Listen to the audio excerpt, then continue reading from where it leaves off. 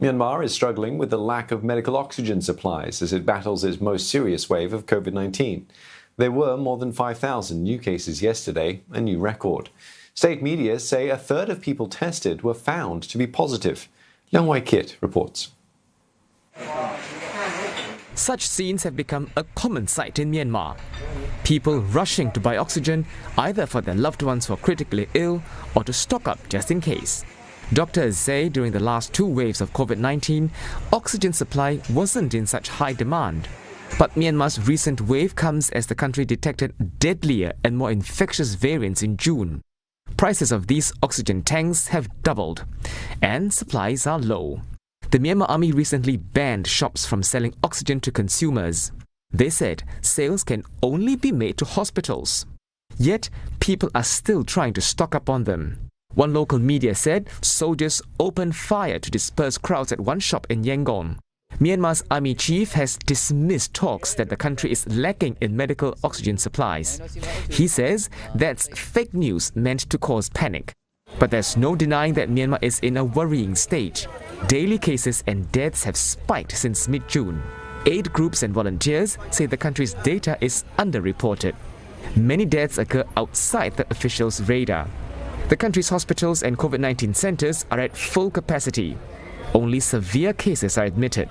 Some say people are thus left to die at home. Other patients who are not in critical conditions choose not to overwhelm hospitals. My symptoms are not very severe, and I want those who are in dire need to get treated first, to get them prioritized.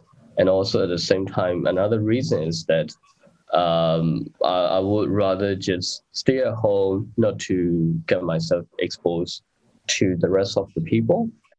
Many have criticized that facilities under the management of the Myanmar army are poorer in conditions. Food provided in places like quarantine centers has also been said to be worse off compared to the previous civilian government. But not all is lost.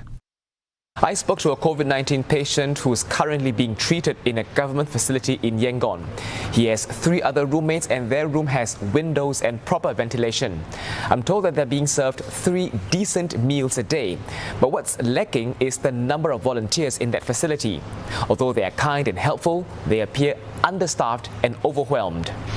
Myanmar's army chief says recently the country has prepared 1,300 facilities to help COVID patients, and there are plans to build more. Myanmar is also ramping up its vaccines supply. 2 million doses will arrive from China, another 2 million from Russia.